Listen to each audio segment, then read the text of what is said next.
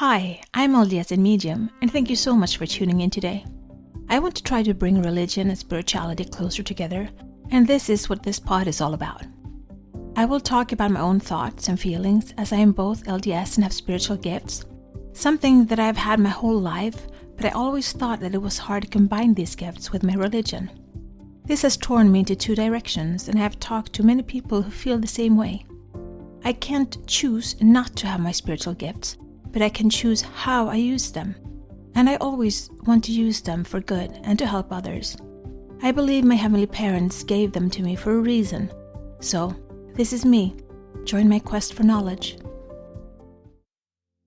So, today you're in for a treat, I think. My sister came to visit me in church today, so I took her home with me so we could do a sister episode. Long time since we did that. And I was thinking, last week I talked about a marathon and how life was a marathon. And during the marathon, you have different stations where you can refill, recharge, get some energy, some drinks. And I think I've been on a station for far too long. So, what should I do then? Me and my sister, we've been talking about starting up a Skool community. We both burn for women, and we both have this huge desire of creating some sort of community for women. And a Skool community would be a place where we could get together, we could talk to each other, learn from each other, exchange experiences. And I don't want to be a guru, I just want to be a guide, someone that has walked the path. And maybe I can find a guide that walks before me. And in that way, we can just help each other on this path called life. Help each other figuring out who are we as divine beings having this earthly experience.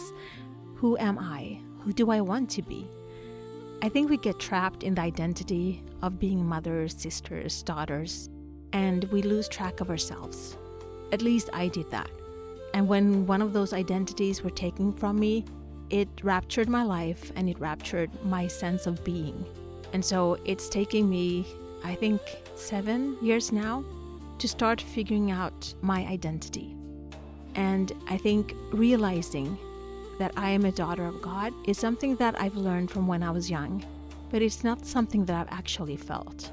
And I think having that identity being put first in my life has been such a huge path on my healing journey. And so for me, I would love to have a community of women that could be that for each other, to be guides, to be friends, to be mentors, to be sisters in friendship, in love, and in growth. Yeah, me too. I feel very strongly for women. And first of all, I think I understand you better than I would speaking to men, because I both understand how it is to be a woman, how it is growing up, feeling all these emotions, being maybe trapped in certain beliefs that may or may not be true, and then just turning it around. Finding your own identity. I'm still searching for my identity, but I've come some way, and I would love to create like a blueprint or something for people to follow so their journey to finding their identity may be easier than it is if you start out from zero. That's something that I would like to do. Well, my biggest stumble block is that I want everything to be perfect before I even start, which is why it took us like a year to talk about this podcast before we even started recording the first episode. Nothing's perfect. Everything's going to be messy. But this life is a part of a journey of learning. And so I'm thinking maybe not to have the expectation of having things perfect, but just start. And along the way, we will find perfect, we will find messy, we will find highs and we will find lows. But in the end, I think it'll be a great experience of learning, of growth, and of building a community of safety and love. That's going to be my motto. It doesn't have to be perfect. It can be perfectly imperfect. And it can be messy, but it can be from the heart. And as long as the heart's in it, then that's going to be whatever counts. Yeah, perfectly imperfect. That's great. My motto is going to be KISS. Keep it super simple, because I always tend to make things very complicated when they don't need to be. So we're just going to call it identity. That's what we want to find. And in there, we will also have some recodes, right? My first meeting with a recode, I just tried one that was pre-recorded. and I've always been scared of talking in front of people. But as I had a startup and I needed to pitch and present my company everywhere, I found myself on stage repeatedly. And so I thought, okay, let's try this. So I chose to recode away my fright of standing on stage. And you know what? It disappeared. What else have you helped somebody recode away? Well, we can talk about your hair for starters, since that's a topic that's close to our hearts. Tell us about what happened to you. Well, I've had a lot of stress in my life, and I was also going through changes in my body. So I've lost my hair 3 times. The last time was just, okay, let's focus a recode on my hair. And now everybody's telling me, it's like, oh wow, how long your hair is. And it's growing so fast. So it's really fun. Works on hair too, it seems like. Yes, and the recode works on limiting beliefs and faulty identities and trauma after breakup, and it works wonders on closure from people that has hurt you, and forgiveness, and just moving on with your life and starting to create the life that you want to live. So I would like to focus recodes on emotions like joy and hope and gratitude, and slowly but surely cleanse away the emotional baggage that I've carried for years, and just keep the things that serve me and not drag around everything else.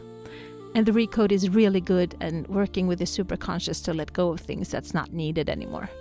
So I would like to do that, just recode away from the superconscious field a lot of things that are holding us back and keeping us stuck in faulty identities and limiting belief systems. So that's one of my goals with this too. Yeah, I'm looking at the time. I was like, oh man, this is going to be a long episode. No, I think we'll probably just break here. But it was great being here with you. And I always like these times when I can just jump in and say hi. Yeah, I hope you have a great week in front of you. So for closures, my life path, my marathon is taking me somewhere new, and it's scary. And I don't know how long it'll take me from saying this to you now to actually getting it off. But I need to be held accountable, so please keep me accountable for this so I get started. But this is what I feel is the right direction for us to take. I think this is what we need to do. So this is it. It's the do or die time, pretty much. Thank you for joining us for this update and this sisterly talk. And until next time, be the light, share the light, spread the light, and shine. This is my journey. Thank you so much for keeping me company today. Please download, like, share, and subscribe, and help spread the light and spread the word to expand our community. Let's bring more love, peace, and unity to this world. Take care of yourself and your loved ones. Always be grateful, kind, and loving. Be brave and remember to step out of your comfort zone and smile. If you support us on Patreon, you will get access to our meditations and extra materials so you can download them as MP3. Also, we now have a Facebook group, which you can access from our Facebook community. Please answer the questions as you apply to participate. It will be a safe haven where we can keep discussing religion and spirituality, our spiritual gifts, and self-development. Remember, one person can make a difference, but together we can change the world.